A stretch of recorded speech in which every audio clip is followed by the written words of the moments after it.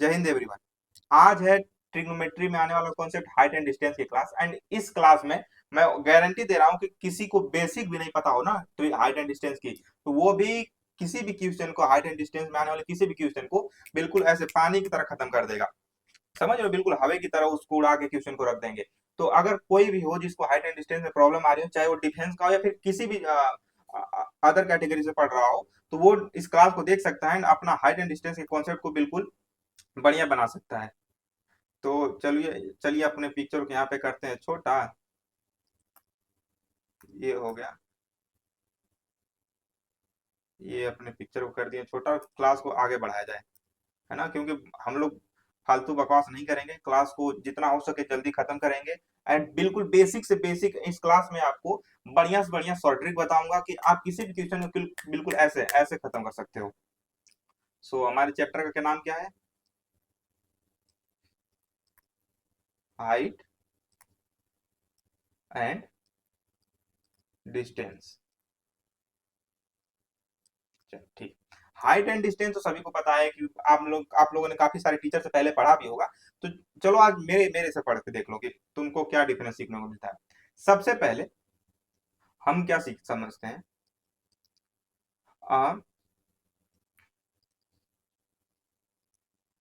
Angle of elevation. Angle of elevation समझने से पहले मैं तो आपको कुछ चीजें आपको थोड़ी सी एक्सप्लेन कर दूं। ठीक है,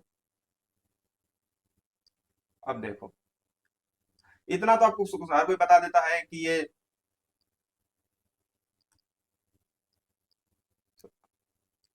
हाँ, कहाँ गया,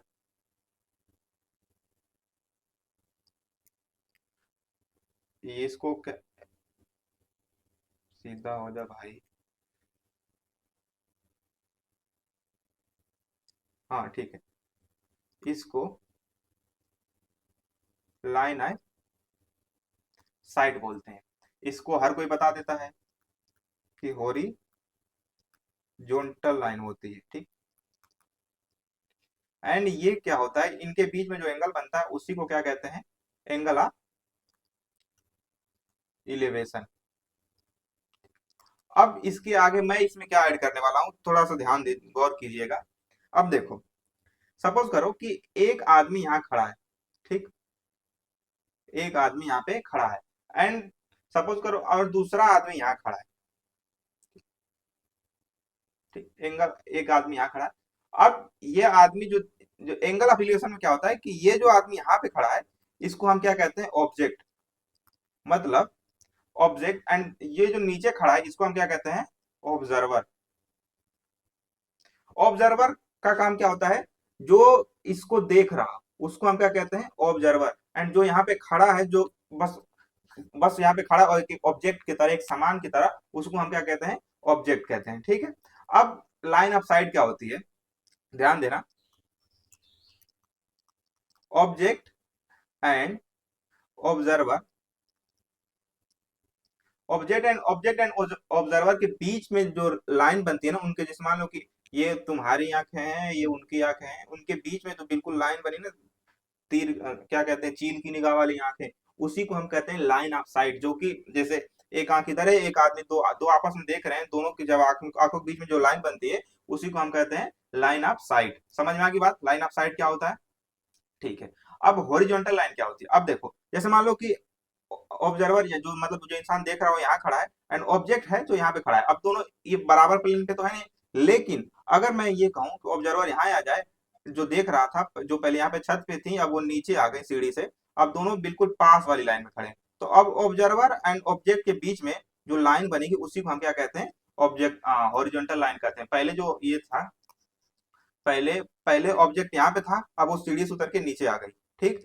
अब जो ऑब्जर्वर था जो यहाँ पे है, वो ये ऑलरेडी यहाँ पे था, तो उनके बीच में जो लाइन, जो दूरी कैप होती है उसी को हम कहते हैं हॉरिजॉन्टल लाइन। हॉरिजॉन्टल लाइन का क्या मतलब होता है? जो सीधी रेखा होती है उसी को हम हॉरिजॉन्टल लाइन कहते हैं।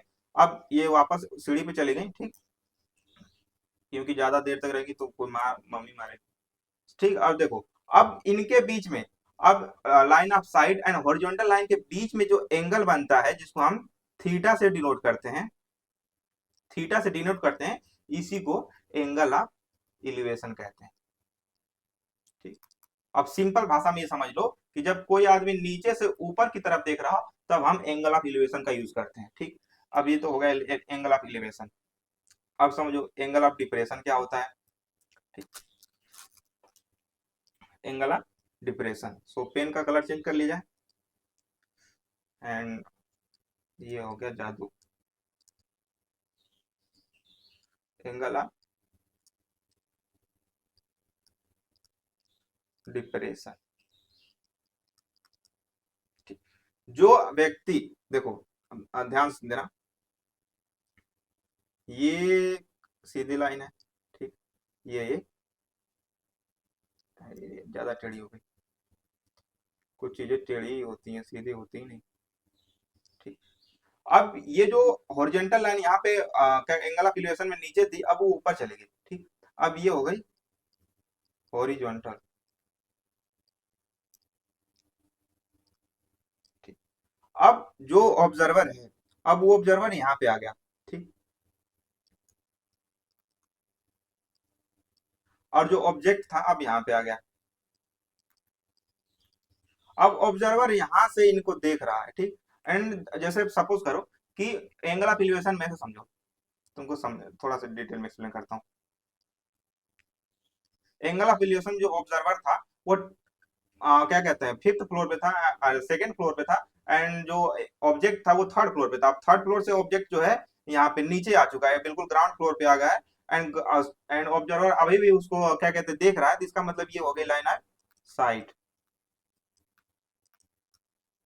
मतलब जब सिंपल भाषा में ये बताऊं कि जब क्या कहते हैं हम छत से या कहीं ऊपर से किसी चीज को नीचे की तरफ देख रहे होते हैं, तब हम उसको क्या कहते हैं एंगल ऑफ डिप्रेशन। जब हम किसी चीज को नीचे से ऊपर की तरफ देख रहे होते हैं तब हम वहां पे एंगल ऑफ एलिवेशन का यूज करते हैं, एंड जब ऊपर से किसी चीज को नीचे की तरफ देख रहे होते हैं तब हम एंगल ऑफ डिप्रेशन का यूज करते हैं। आई होप की बातचीत यहाँ पे यहाँ तक डन हो गई होगी, एंड डन हो गई हो तो जल्दी से कमेंट कर दो, अपने दोस्तों के साथ शेयर कर दो यार। इतना इतना मेहनत करके बढ़िया बढ़िया नोट्स बनाता तुम लोग अपने दोस्तों के साथ शेयर ही नहीं कर रहे हो, तो फिर क्या मतलब इतना मेहनत करने का। अब चलो, एक एक कॉन्सेप्ट इसमें और आता है जिसको हम क्या कहते हैं सबस्टेंडेड एंगल।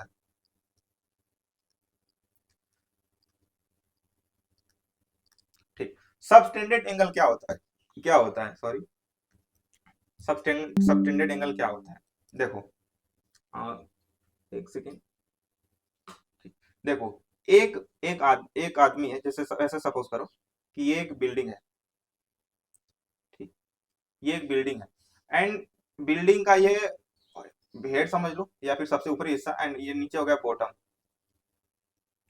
बॉटम, जब बॉटम और हेड दोनों किसी एक पॉइंट पे मिल रहे हो ना, उनकी एंगल किसी एक पॉइंट पे मिल रहे हो, उनकी पॉइंट किसी एक उनकी एंगल किसी एक पॉइंट पे मिल रही हो, उसी को हम क्या कहते हैं सबस्टेंडेड एंगल।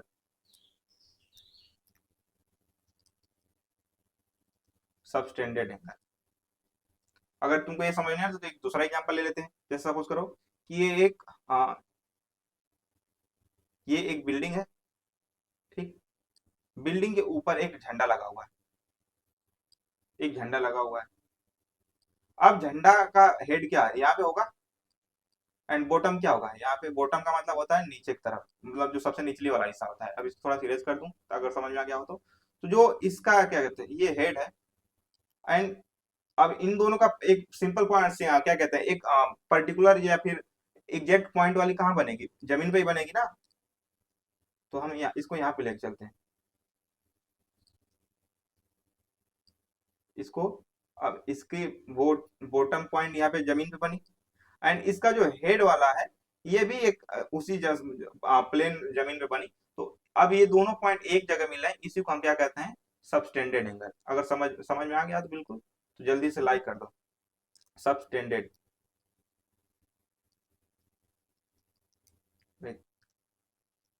अबे क्या राइटिंग है कि क्या है, बताओ बात है। ठीक, तुम सबस्टेंडेड एंगल अपने हिसाब से लिख लेना साहब, वहां पे समझ ही नहीं आता भाई। यहाँ पे इसमें इस पे लिखता हूँ उस पे समझ ही नहीं आता कि कहाँ लिख रहा हूँ। डिजिटल बोर्ड हो तो मजा आ जाए। खैर छोड़ा हटाओ। एंड देखो सबटेंडेड एंगल समझ में आ गया ना, किसी एक वस्तु की उसका हेड और उसके पैर या फिर बॉटम के हिस्से किसी एक पॉइंट पे मिल रहे हो, उनका दोनों एंगल किसी एक पॉइंट पे मिले हो, तो उसी को हम क्या कहते हैं, सबटेंडेड एंगल कहते हैं। अब थोड़ा सा क्वेश्चन कर लेते हैं, क्वेश्चन कर लेते हैं। A 30 metre long ladder, ladder का मतलब होता है सीढ़ी, is placed against a wall 50 metre height such that just reached the top of the wall. The angle made by the ladder with horizontal, with ये horizontal लिख लेना इसको, ठीक। अब देखो इस क्वेश्चन में कहा क्या गया है, इस क्वेश्चन क्या गया है कि एक 30 मीटर लंबी सीढ़ी है जो कि एक दीवार के सहारे खड़ी है, दीवार कितना है 15 मीटर, ठीक। मतलब ऐसे समझो ये एक 15 मीटर का दीवार है, ठीक, एंड इसके सहारे एक सीढ़ी खड़ी है, सीढ़ी खड़ी है, ये एक सीढ़ी हो गई जो कि कितनी है 30 मीटर। हमसे पूछा क्या है कि इस तब तब इनके बीच में ये एंगल क्या होगा, ये हमसे पूछा है कि एक एक 15 मीटर का दीवार है, उस पर 30 मीटर की सीढ़ी खड़ी है, तो उसके बीच में एंगल क्या होगा। तो तुमको जहां पे तुम बड़ी बड़ी कोचिंगों में लाखों रुपए बर्बाद करते हो, वहां पे तुमको क्या बताएंगे कि लेट, ऐसा सपोज करो कि ये बी है, ए एंड सी, तो लेट वो तुमको क्या बताएंगे कि let A B equal to 15 and B C equal to 30, ठीक। अब देखो एंगल क्या है तुम्हारा, A B C equals to theta, theta का मतलब होता है वो एंगल, ठीक है, हम एंगल की बात कर रहे हैं। अब तुमको वो क्या करने के लिए बोलेंगे कि अब हम इसको क्या कर देंगे,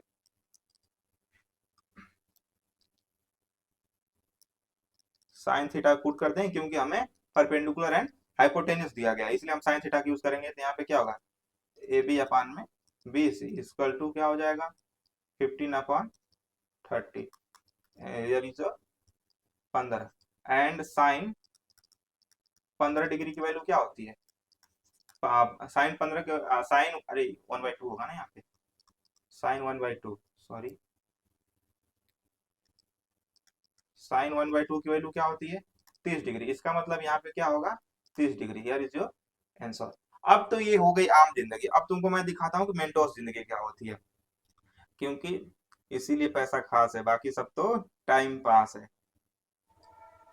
अब देखो चलो नेक्स्ट पेज पे चलते हैं, फिर उसके बाद तुमको एक्सप्लेन कर दूंगा चीजें, जैसे कहाँ गए पेन। अब ऐसे तुम, चलो ये एक एंगल बन गया, एंगल क्या है 60 डिग्री का। जब भी एंगल 60 डिग्री हो तो उसका हाइपोटेन्यूज क्या हो जाएगा 2, उसका बेस क्या हो जाएगा 1 एंड रूट क्या हो जाएगा √3। अब ये होता कैसे है, तुम tan 60 डिग्री की वैल्यू पुट करोगे तो तुमको परपेंडिकुलर और बेस मिल जाएगा, परपेंडिकुलर बेस को निकालने के बाद हाइपोटेन्यूज फॉर्मूले पुट कर देना, तुमको क्या कहते हैं पाइथागोरस थ्योरम पुट कर देना, तो तुमको ये हॉरिजॉन्टल मिल जाएगा और हाइपोटेन्यूज मिल जाएगा, ठीक। तो दूसरा क्या है, ये हो गया 45 डिग्री, 45 डिग्री, 45 डिग्री जब दिया हो तो उसका क्या हाइपोटेन्यूज क्या हो जाएगा 2 एंड क्या कहते हैं हाइट, और क्या कहते हैं परपेंडिकुलर क्या हो जाएगा 1 एंड इसका वो क्या है वो आ, इसका बेस भी 1 ही हो जाएगा। ये होता कैसे है, टेन टेन क्या होती है परपेंडिकुलर अपान में बेस, बेस परपेंडिकुलर क्या दिया है 1 एंड 45 डिग्री पे 1 होता है, तो बेस भी हम क्या लिख देंगे 1 लिख देंगे and इनका क्या कहते हैं P square plus B square equal to H square पे पुट करोगे तो तुमको √2 मिल जाएगा, इसका मतलब हाइपोटेन्यूस √2 होगा। इसी तरह निकालना है तो मैं बात समझ में आ गई होगी इतनी, तो मजा ही मजा है फिर तो। ये हो गया 30 डिग्री। 30 डिग्री, जब भी एंगल 30 डिग्री दिया हो तो उसका हाइपोटेनस 2 होगा, 1 होगा, एंड रूट में 3 होगा। ये तो हो गई मेंटोस जिंदगी वाली बातें। समझ में आ गई बात। अब देखो, अब हम उसको क्वेश्चन में पुट करते हैं। जो हमारा क्वेश्चन क्या था, अब यहाँ पे हम पुट तुमको सॉल्व करके दिखा देते हैं। हम फॉर्मूला क्या है हमारा, ये 2 होगा, 1 होगा, एंड रूट थ्री होगा। डायरेक्ट सी बात है। Sign sign P perpendicular upon hypotenuse होता है, 1 अपन यहाँ पे क्या दिया है, 15, है हाइपोटेनस क्या है 30, काट को डायरेक्ट आंसर इज 30 डिग्री। ठीक। एंड दूसरी पॉइंट ये मैं बता दूं कि जब भी परपेंडिकुलर और हाइपोटेन्यूस 1/2 के फेज में दिया हो तो उसको हमेशा एंगल 30 डिग्री होगा। लाइक यहाँ पे 15 की जगह, जैसे 15 की जगह सपोज करो कि यहाँ पे 25/50 दे दिया, काटने के बाद क्या मिलेगा तुमको, 1/2 मिलेगा। इसका मतलब एंगल फिर भी 30 डिग्री आएगा। ऐसा सपोज करो कि यहाँ पे 50 दिया, यहाँ पे 100 दिया, काटने के बाद तुमको क्या मिलेगा, 1/2 मिलेगा। इसका मतलब एंगल यहाँ पर फिर भी 30 ही होगा। तो जब भी 1/2 के रेशियो में एंगल दिया हो परपेंडिकुलर और हाइपोटेनस, तो हमेशा एंगल 30 डिग्री होगा। क्वेश्चन में ज्यादा सोल्व करने की जरूरत है ही नहीं। दूसरी हो गया।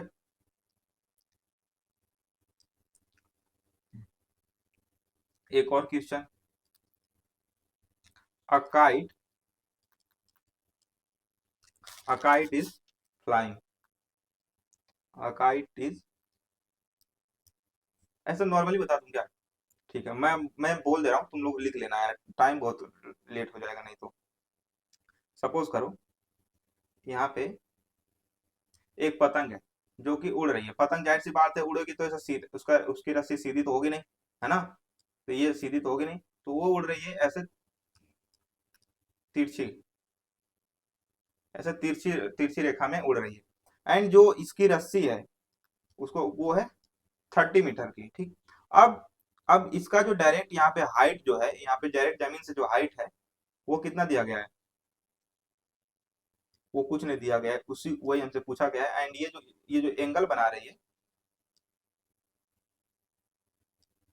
वो है 60 डिग्री का। क्वेश्चन में ये हमसे पूछा गया है कि एक पतंग है, एक काइट, काइट, उसकी उसकी रोप लिख दो, उसकी रोप जो है 30 मीटर की है। ठीक। अब जो 30 मीटर की रस्सी है वो पतंग उड़ने के बाद एंगल 60 डिग्री का एंगल बनाती है। उसकी रस्सी है 30 मीटर की। एंड हमसे पूछा है कि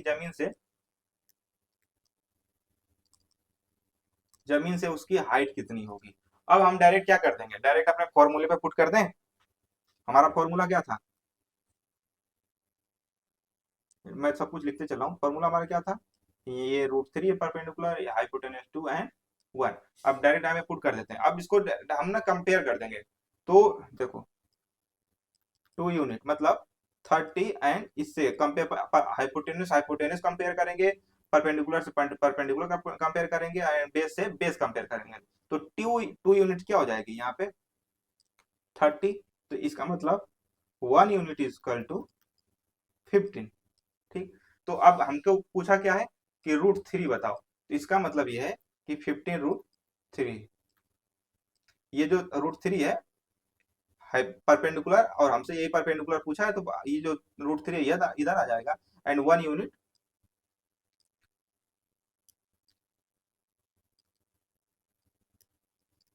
एक सेकेंड, √3 यूनिट, जो ये √3 इधर आके यहाँ पे मल्टीप्लाई में है तो यहाँ पे डिवाइड में हो जाएगा ना। सॉरी, हाँ, हियर इज योर आंसर। बिल्कुल सिंपल इजी शॉर्ट ट्रिक, बढ़िया लग रही, मजा आ रहा, जल्दी से मजा आ रहा तो जल्दी से लाइक कर दो और शेयर कर दो अपने दोस्तों के साथ। बिल्कुल ऐसे ही शॉर्ट। अभी अभी तुमको अगर नहीं समझ में आ रहा तो एक और एग्जाम्पल लेते हैं, ठीक है। चलो क्वेश्चन पूरा ही लिख देता हूँ। लैडर, नहीं, सेम क्वेश्चन हो जाएगा। Two post are two post are 25 metre and 15 metre, ठीक है, at height and and the line joining their tips makes an angle of 45 degree with the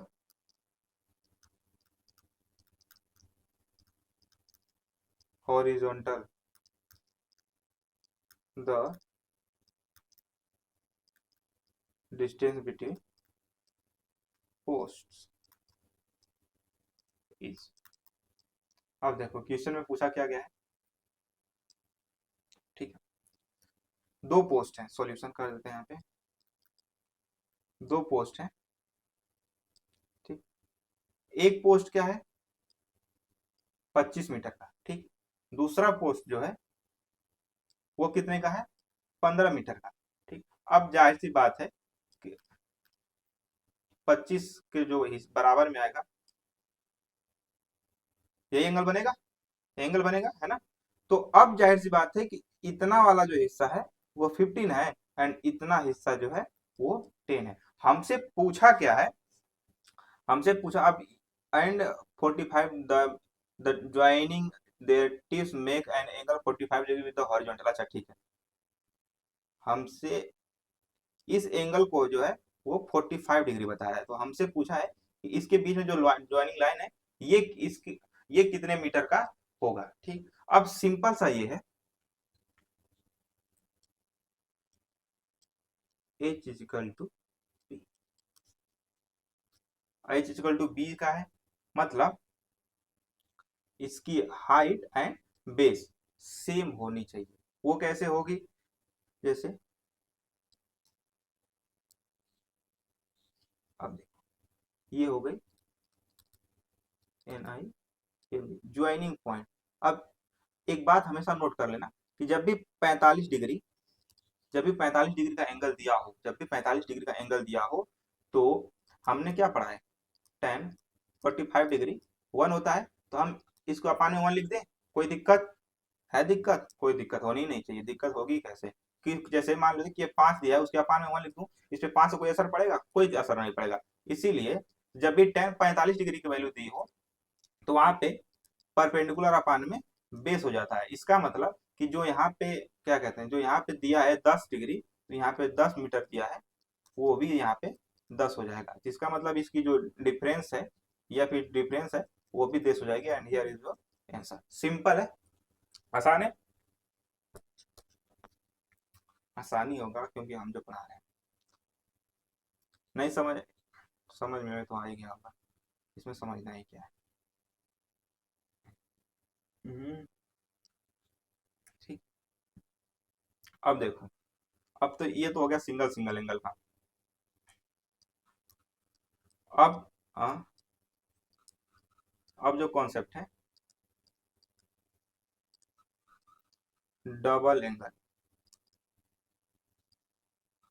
double angle दिया हो तो उस केस में क्या करते हैं, पहले हम क्या लेते हैं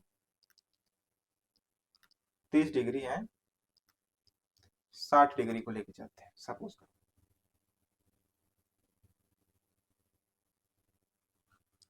चलो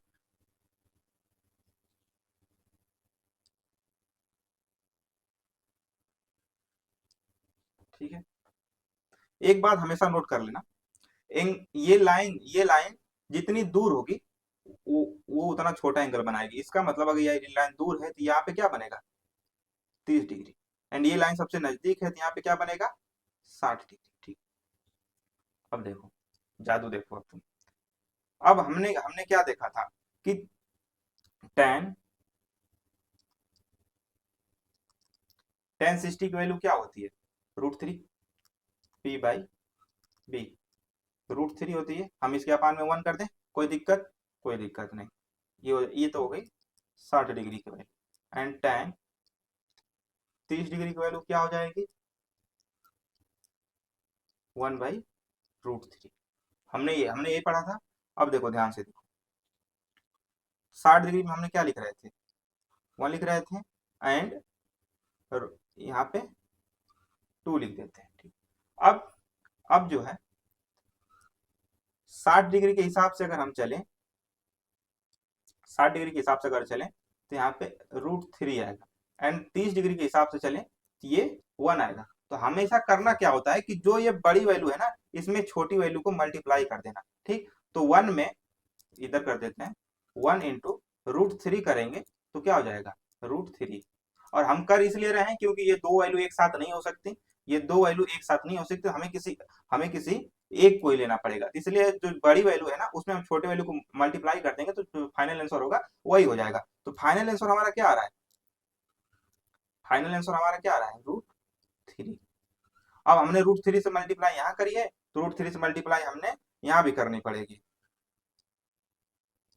एंड यहाँ पे थी √3, एंड इससे में भी √3 से मल्टीप्लाई करेंगे तो क्या आ जाएगा, ये हो जाएगा हमारा फाइनल रिजल्ट, ये हो जाएगा 3। ठीक, तो यहाँ पे क्या कर देंगे हम, 3। ये हो गया फर्स्ट। अब यहाँ से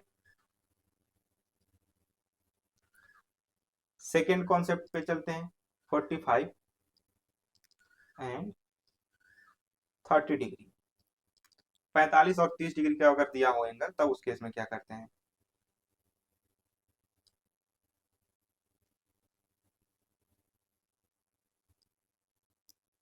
एक तो ये बनता नहीं है, दिमाग खराब कर देता है। ठीक, ये देखो, जो सबसे दूर एंगल वो उतनी छोटी, और जो सबसे पास वाली लाइन उतनी बड़ी एंगल, तो ये कितना हो जाएगा, 45। जब 30 और 45 डिग्री दोनों एक एंगल एक साथ में दिया हो, तब उस केस में क्या करते हैं। तो हमने क्या पढ़ा था, यहां से यहां तक 1 हो जाएगा, एंड 45 डिग्री 10, 45 डिग्री कितना होती है, 1। इसका मतलब इसका अगर परपेंडिकुलर 1 में, तो 1 में अपन कर देंगे ताकि यहाँ पे ये परपेंडिकुलर आ जाए, यहाँ पे बेस आ जाए, ये 45 डिग्री, एंड 10 60 का, अरे 10 30 है ना, 10 30 डिग्री कर देते हैं। परपेंडिकुलर अपॉन बेस में क्या होता है, 1/√3। ठीक, अब देखो, अब ये परपेंडिकुलर हो गया, ये हो गया बेस। अब इसमें करना क्या है, इसमें करना ये है बेटे कि ये जो हमें यहाँ पे परपेंडिकुलर, यहाँ पे 45 डिग्री के हिसाब से V1 आ जाएगा, एंड उस एंड 30 डिग्री के हिसाब से V1 आ जाएगा, लेकिन हमें यहाँ पे क्या आ जाएगा, 30 डिग्री के हिसाब से √3 आ जाएगा। √3 आ जाएगा, √3 में से इसको पूरा ले लेंगे तो वहां पे ये माइनस होगा, √3 -1 हो जाएगा, एंड पूरा पूरा की वैल्यू क्या हो जाएगी। अब हम इसको पूरे की वैल्यू हमको फाइंड करनी पड़ेगी। 1 तो हमें मिल चुका है, क्योंकि ये 30 डिग्री का 1 एंड 45 डिग्री दोनों का परपेंडिकुलर 1 है, तो यहाँ पे फाइनल, यहाँ पे सॉल्व नहीं करना है, लेकिन हमको यहाँ पे जो है करना पड़ेगा। इसके लिए हमको क्या करेंगे, तो जो सबसे छोटी वैल्यू है उसमें हम क्या करेंगे, मल्टीप्लाई करेंगे। मैंने पहले ही बोला था, √3 है, इनटू में हमने क्या करना है, 1 से यहाँ पे मल्टीप्लाई कर देंगे, 1/1। ये कितना हो जाएगा, 1/, में इससे इसे मल्टीप्लाई कर देंगे तो √3 हो जाएगा। इसका मतलब मिल गया, पर ये हो गया परपेंडिकुलर, ये हो गया बेस। अगर हम यहाँ यहाँ से पूरा लेके चलेंगे तो कितनी हो जाएगी, √3, एंड अगर आधा लेके चलें, सिर्फ 45 डिग्री की बात करें तो ये 1 आ जाएगा, एंड सिर्फ 30 डिग्री की बात करें, देखो ध्यान से देखो, 45 डिग्री कितना था यहाँ से लेके यहाँ तक, 1, एंड 30 डिग्री की बात करें तो फिर 30 डिग्री क्या है, 1/√3, तो √3 लिख देंगे, लेकिन 1 यहाँ पे है तो इसको हम माइनस कर देंगे। ठीक है, ये हो गया सेकेंड फॉर्मूला। अब अब साथ में हम अब साथ में हम बात करें तो देखते हैं कि अगर 30 और क्या कहते हैं, थर्ड कॉन्सेप्ट को लेकर चलते हैं, 60, टाइम भी होता ही जा रहा, 45 डिग्री, 60 और 45 डिग्री को लेकर चलते हैं। ठीक है, अरे तो चिड़िया नहीं मान रही। हमने क्या सीखा कि जो एंगल जितना दूर होगा वो उतना छोटा होगा। ठीक है, जो लाइन जितनी दूर होगी वो उतना छोटा एंगल, या 45 हो जाएगा, एंड जो लाइन जितनी दूर हो जाएगी वो जाएगा 60 डिग्री। इसका मतलब इसलिए क्योंकि यहाँ यहीं पे तो 90 डिग्री होगा, 90 डिग्री कितना 90 राइट। यहाँ पे जब 90 हुआ तो 90 70 60 80 45 ऐसे ऐसे जाएगा ना, दूर जाता चला जाएगा। ठीक है। अब देखो हमने क्या पढ़ा, टेन 60 की वैल्यू कितनी होती है, √3 अपान में 1 लिख दूं ताकि परपेंडिकुलर बेस को मैनेज किया जा सके। ये परपेंडिकुलर ये हो गया बेस, ये वन हमने अपने से लिखा है, ठीक है।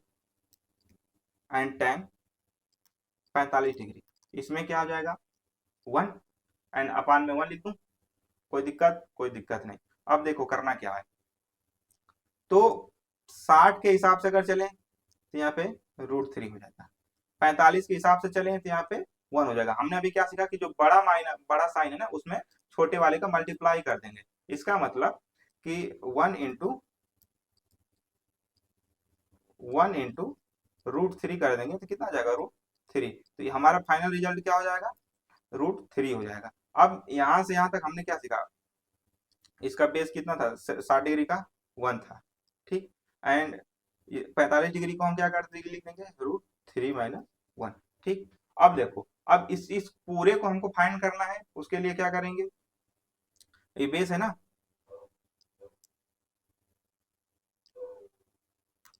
तो इनटू यहाँ पे कर देंगे ताकि यहाँ की रेसिप्रोकल कर दिया जा सके। बड़े वाले में छोटे वाले से हमेशा मल्टीप्लाई कर देंगे, इसको रेसिप्रोकल कर देंगे, तो √3 अपन में √3 आ जाएगा। तो ये अपना परपेंडिकुलर हो जाएगा, एंड ये हो जाएगा, ये परपेंडिकुलर, ये हो जाएगा बेस, तो बेस भी हमारा क्या हो जाएगा √3। ये हो गई शॉर्ट ट्रिक। अब इस पे क्वेश्चन कैसे आएंगे मैं तुमको वो बता देता हूँ, ठीक है। अब इस पे क्वेश्चन क्या बनेंगे, व्हेन द सन एल्टीट्यूड, थोड़ा सा जल्दी जल्दी मैं लिखवाऊंगा क्योंकि टाइम बहुत ज्यादा हो चुका है, 30 degree, the shadow vertical tower is 60 metre longer, ठीक। Then level ground, the then when is 45 degree. तो हमसे पूछा क्या है कि इसकी हाइट बताओ, हाइट हाइट हमसे पूछा है, टावर की हाइट क्या है, टावर की हाइट, ठीक। अब हमने क्या करना, क्या टावर की हाइट पूछा है, सॉरी, हम देखो, हम हमसे पूछा क्या है, ये हो गया एक टावर, सॉल्यूशन, इसको ये होगा एक tower, when the sun is 30 degree, ठीक है। एक जब सन जो था 30 डिग्री था, एंड उसके बाद कहाँ सन कितना आ जाता है 45 डिग्री पे, 30 डिग्री पे जब था सन, तो कितना डिग्री का कितना मीटर का एंगल बना रहा था 60 मीटर, एंड जब 45 डिग्री पे आ जाता है तो हमने फॉर्मूला, हमारा फॉर्मूला क्या था 1 हो जाएगा यहाँ पे, है ना। एंड हमसे पूछा क्या है, एक सेकेंड, हमसे पूछा है ये बताओ इसकी हाइट क्या होगी इस टावर की। अब हम क्या करेंगे, हमारा फॉर्मूला क्या है, 30 45 और 30 का फॉर्मूला क्या है, जल्दी बताओ, 45 है 30 का फॉर्मूला क्या है, 1 √3, ठीक है। देख लिया ध्यान से, अब इसको डायरेक्टली पुट कर दें, √3 - 1 क्या दिया है 60 मीटर दिया हुआ है, इसका मतलब 1 यूनिट क्या हो, 1 यूनिट इजकल टू क्या हो जाएगा, हाँ सॉरी, 60 अपॉन में √3 - 1। अब ये कुछ सॉल्यूशन बन नहीं रहा है तो इसको हम डायरेक्ट मल्टीप्लाई कर देंगे, इसको रेसिप्रोकल कर देंगे। रेसिप्रोकल का मतलब ये होता है कि हम किस, जैसे यहाँ पे माइनस दिया ना तो उसी सेम नंबर से मल्टीप्लाई करेंगे, बस साइन चेंज हो जाएगा, √3 प्लस में 1। अब इसको काट काट पीट के ए - बी एंड A+B के फॉर्मूले पे लेके जाओगे तो ये आंसर हो जाएगा √30 एंड ब्रैकेट में √3 - 1, it is your answer.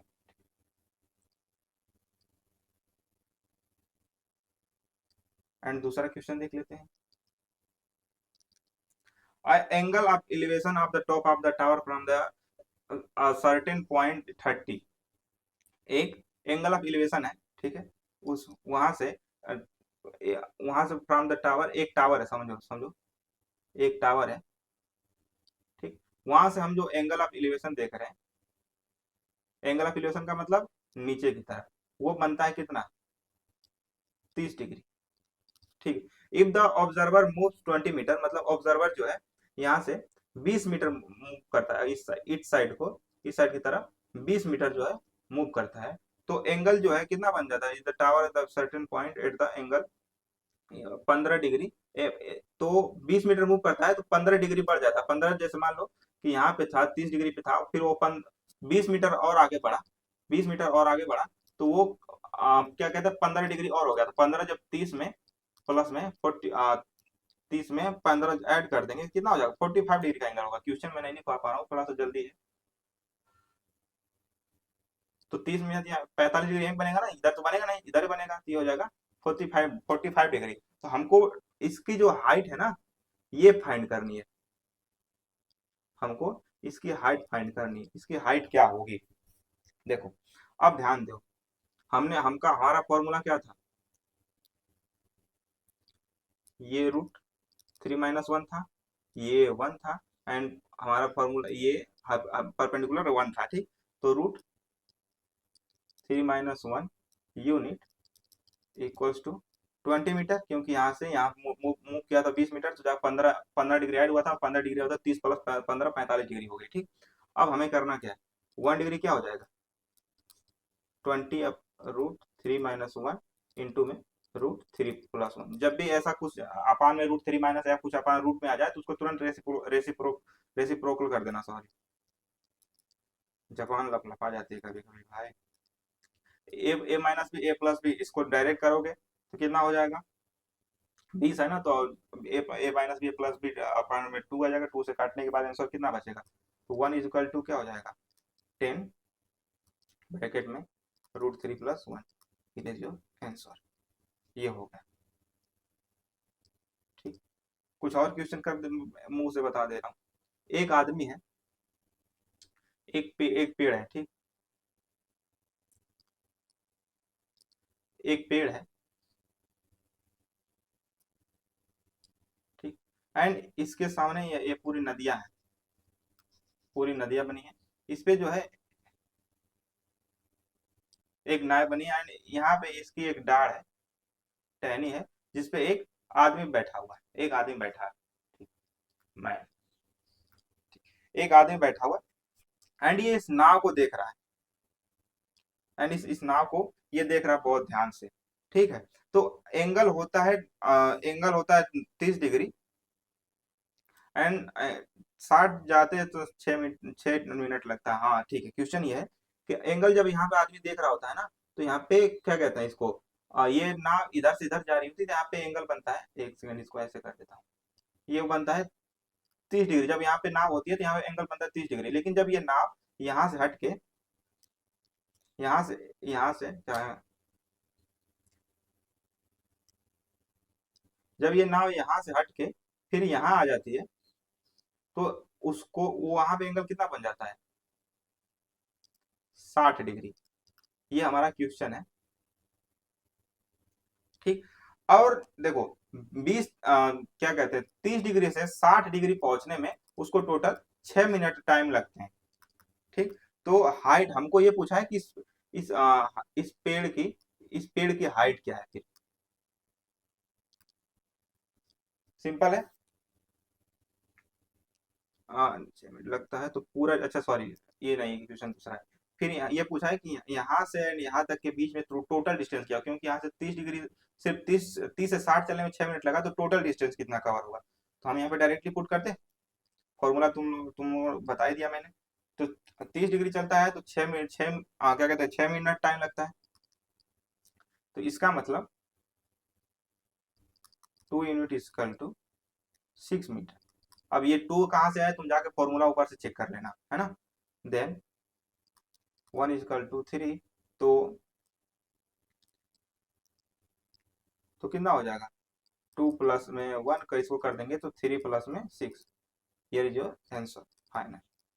Total distance कितना हो जाएगा 9 मिनट। टोटल टाइम कितना लग जाएगा 9 मिनट टाइम लग जाएगा।